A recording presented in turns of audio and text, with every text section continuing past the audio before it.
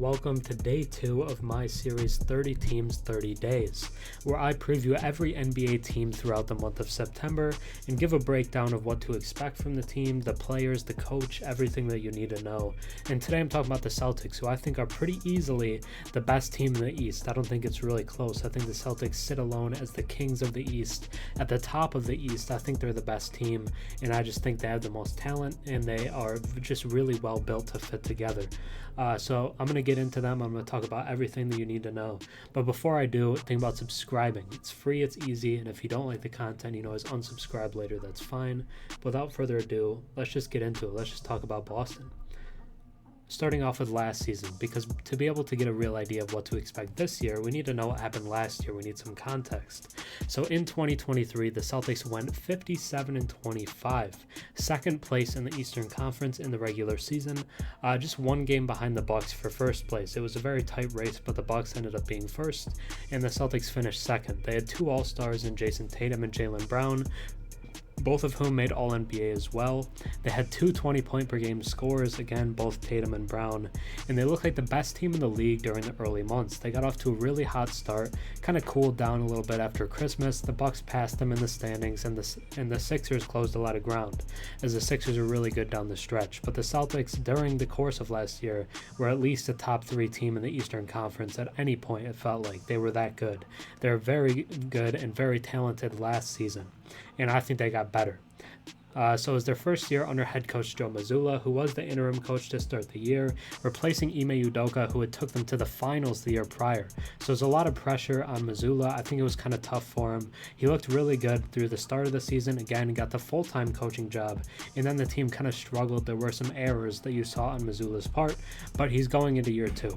They lost to the Heat in the conference finals in 7 games, which is somewhat of a disappointment because people thought they were going to win the series. They thought it was a Celtics series. They were going to go to the finals for the second year in a row, but they go down 0-3. They go in an 0-3 hole. But what was impressive is that they came all the way back to force a game 7, which almost never happens. You never see teams come back from down 3-0 to force a game 7. Even though they didn't win it, it was still impressive that they came back and showed how good this team is and how competitive they can be. But let's look at their offseason, because it was a huge one for Boston. It's one of their biggest offseasons in a long time, and it's going to have a huge impact and role on what the team looks like going forward. So they lost Marcus Smart, who had been with the team for I think 7 years. He was with Boston for a long time, was the heart and soul, gave everything to Boston, tried his hardest on every single play, every game, and was kind of the anchor of their defense for a while. Won Defensive Player of the Year a couple years ago as a guard, which is super rare. Some people say he didn't deserve it, but I think he was good. I really liked what I saw from him, and I think his defense is a little worse last year, which I think the Celtics caught too. But they also lost Grant Williams, who was a huge piece for them off the bench. Started some games here and there, it felt like, but he was a big bench piece for them. Was super important. Danilo Gallinari, again, not there after signing last season, but didn't play because of an injury before last season. So that one's not a huge loss outside of like veteran presence. But they add Kristaps Porzingis, a relatively young big. He's like 28. Was supposed to play for Latvia, I believe, this summer in the World Cup. Didn't end up playing because of tendonitis, but was great. Plantar fasciitis, maybe, something like that. But Porzingis is coming off of one of the best years of his career, if not the best year. 23 points a game with Washington last year. Very effective from the field, from 3, blocking shots, and is getting better in the post, which is awesome for them. And they also added Oshae Brissett, who I think is one of the most underrated free agent additions of the summer, because there were times with Indiana where he just looked like an absolute bucket. Could be a great potential guy to help replace Grant Williams as kind of a backup forward. They drafted Jordan Walsh, who people love, in the 2nd round out of Arkansas. Was good in the summer league for them, and people really think he has good upside as a great two-way player. They also got Delano Banton, who I think is also kind of sneaky underrated. Was kind of like a project big point guard for the Raptors, who they really liked. They thought the idea of it was cool. They could turn him into like a Ben Simmons height like type of point guard with Scotty Barnes there. They're going to have a big point guard system. Didn't work out, but it could be an interesting development piece for Boston. So if we look at the players for the team, because that's the most important thing, is the guys on the team. That is what's going to control what they do. So we look at the impact guys in the stacked roster. It's one of the best rosters in the league, if not the best, and it makes them number one in the East. So we have to start out with forward Jayson Tatum, undisputed top 10 player in the league. I think he has an argument to be top 5. I wouldn't put him there, but he is a phenomenal player, so good. Just 19 years old, everybody knows the famous 19-year-old legend. 30 points per game last season. It was one of the highest scoring seasons in Celtics history, if not the highest. It was either second or first. It was one of the best Celtics individual seasons we've ever seen, and that's huge coming from a franchise as storied as the Celtics are. 8.8 rebounds per game and 4.5 assists. Was voted first team All-NBA as well as fourth in MVP voting last season. He was one of the best players all season long and is just phenomenal. Is a legitimate superstar on the wing.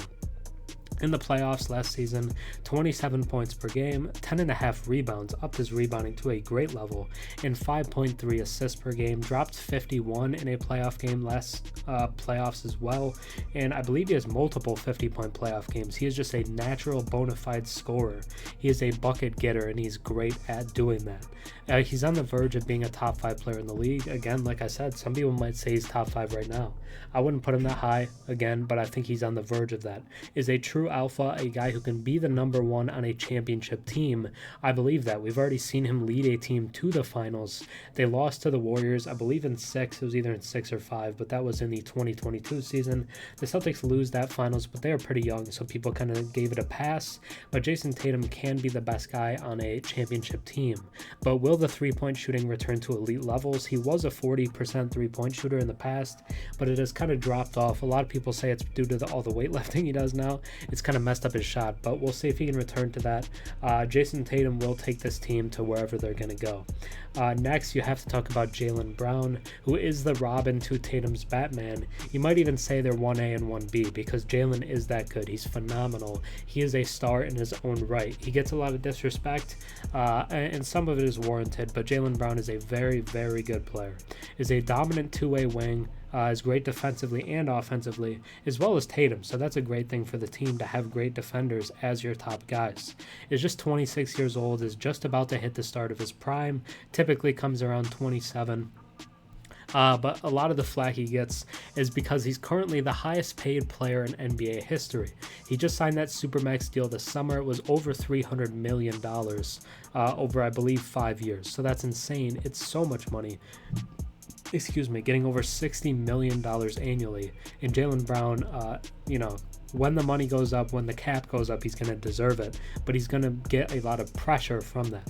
27 points per game last year, 26.5, 7 rebounds, and 3.5 assists. 7 rebounds for a player of his stature is phenomenal. He's a great rebounder for a guy of his size. He's really more of a shooting guard, but 27 points per game on top of that is just a great player. Second team All-NBA, which would imply he's a top 10 player in the league. I wouldn't put him that high. I think he's a top 20 player in the league, but top 10 feels a little rich for my blood, although he was, a top 10 player last season. In terms of the season as a whole, and when you wrap everything together, he deserved to be second team All-NBA. But the 2023 playoffs, his production dipped. So 23 points per game, 5.5 rebounds, and 3.5 assists. He has to be better to some extent in the playoffs to really help them win a finals, but he's a great regular season player right now and is one of the better wings in the entire league.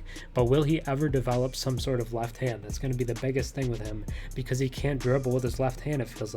It seems like we've never seen a star of his stature not be able to dribble with his left hand. It gets poked away, it leads to steals, and it hurts the team. So that's something he needs to work on, he needs to develop, but I think he can do that, at least hopefully. That's the goal with him. But even if he doesn't, I don't think that stops them from being the best team in the East because they added this guy. Power forward / center Kristaps Porzingis is better than Marcus Smart. I feel fine saying that. I feel upfront saying that. As good as Smart was, as how important he was to the heart and soul of this team, Kristaps Porzingis is a better basketball player overall. It's just an extremely gifted offensive big man. You don't see many guys his size, 7'3" by the way. You just don't see many guys his size in general, but you especially don't see guys his size be as talented as he is on the offensive end, because he can score down low, he can score from the perimeter, he has a nice mid-range, he has a lot of post moves as well. Really good package of just offensive skills, and he's not super old. He just hit the start of his prime. 23 points per game with Washington last season, 8.5 rebounds and 2.7 assists per game. 39% from three at his height is ridiculous and is going to fit perfectly into Joe Mazzulla's three-point heavy offense. 1.5 blocks per game last season as well. Is kind of quietly one of the better shot blockers in the league, is getting better in the post, and quietly had a really resurgent year in Washington.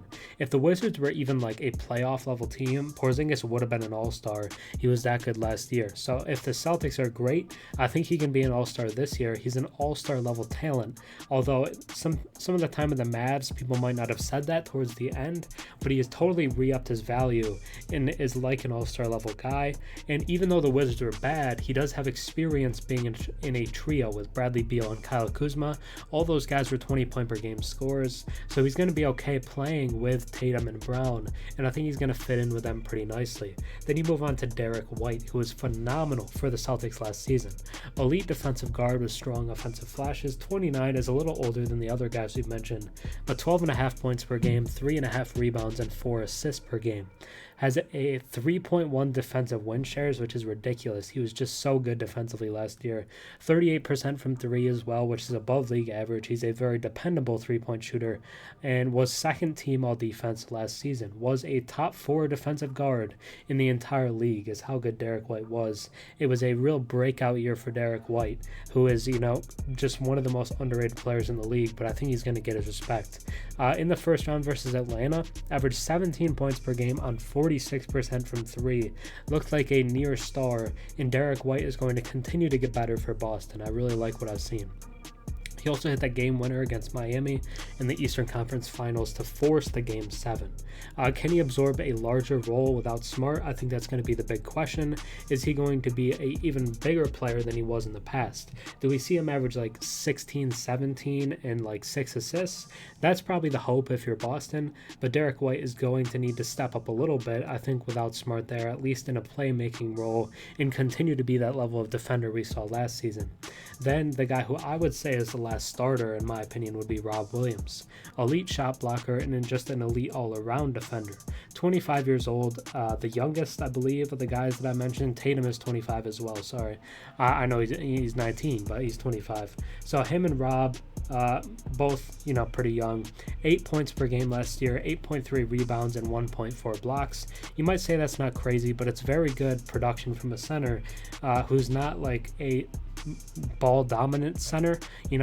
Guys that do a lot of scoring as centers like Towns and Embiid and Jokic have the ball in their hands a lot. Rob Williams doesn't do that. He's a lob finisher. 75% from the field, just super efficient. But in 2022, he averaged 10 points, 10 rebounds, and 2.2 blocks. He had to deal with some injury stuff last year, I think kind of limited what he can do, and I'm hoping he can step back up next season to what I believe he is. Through 5 years in the NBA, though, average of 42 games per season. That's the biggest concern with Rob, is just availability. Health is an issue, but if Porzingis is there, could Porzingis help ease the load off of Rob and kind of prevent those injuries? Because you have Porzingis, you have Horford. It seems like there'd be less responsibility on Rob Williams. You can kind of be a little lighter on what you're asking of him. And I think that could really free up him to kind of stay healthy and really be more of an impact and a help for the team. Then you have Al Horford, who also could start at center. We'll see what Joe Maz wants to do, but has been deemed the Giannis stopper throughout the multiple playoff runs. Has done a great job on him. Is a great veteran presence and still good defensively despite his age being 37. 10 points per game last season, 6 rebounds and 3 assists, and 45% from three as a center is insane, and that was on 5 attempts per game.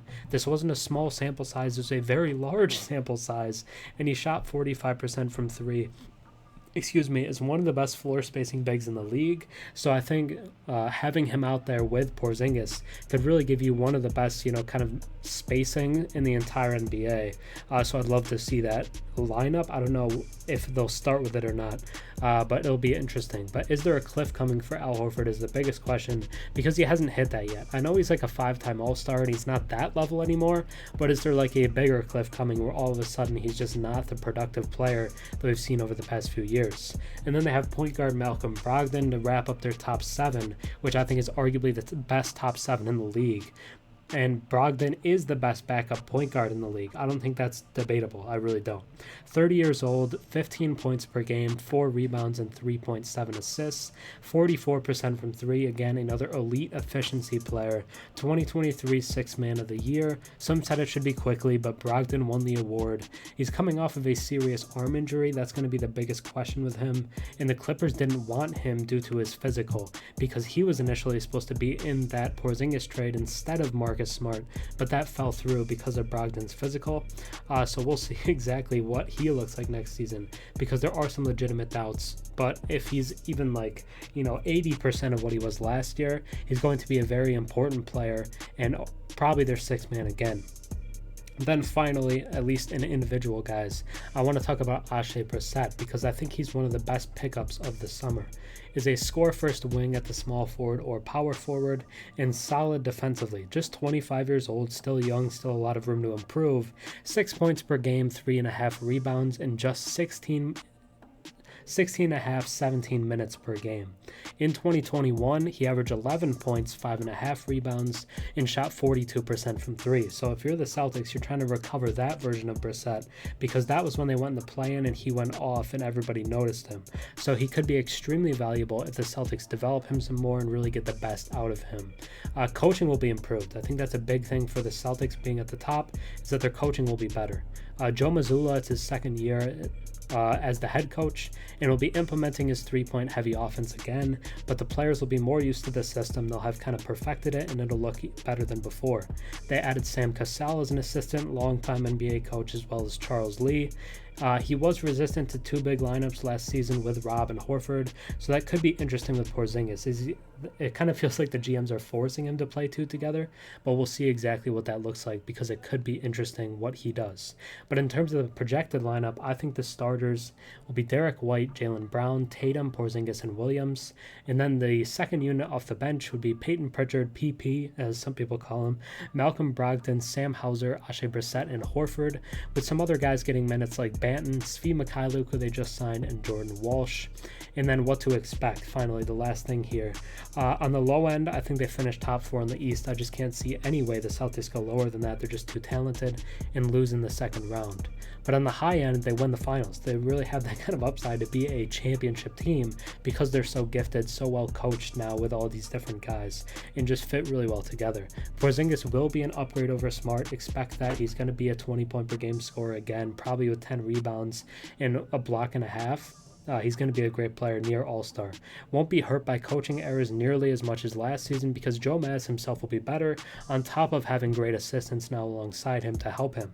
Expect at least 2 all-stars in Tatum and Brown. I think they're at that point in their career where both of them will kind of always be all-stars. I just don't see a point where either of them aren't. They're all-star level players. They're better than all-stars. They're all NBA level guys. So it just feels like they should be all-stars every year, especially at their respective ages. If they're the 1 seed when it comes towards the All-Star break, or even like the 2 seed, I think it could be both, as well as Porzingis, which would be awesome. It would be all 3 of them, with Brown, Tatum, and Porzingis being all-stars.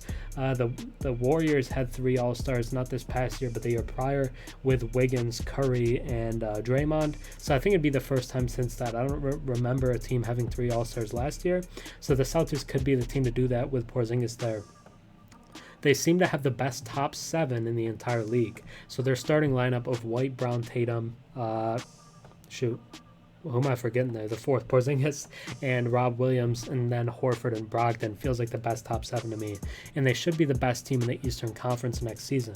They have the top tier talent, the depth, the shooting, and elite defense, as well as 3 still ascending stars. Tatum, Brown, and Porzingis are either just hitting their primes or getting better, because Porzingis, again, really resurgent year last year, was much better in the year before. Tatum and Brown both had really impressive seasons last year, better than the year prior.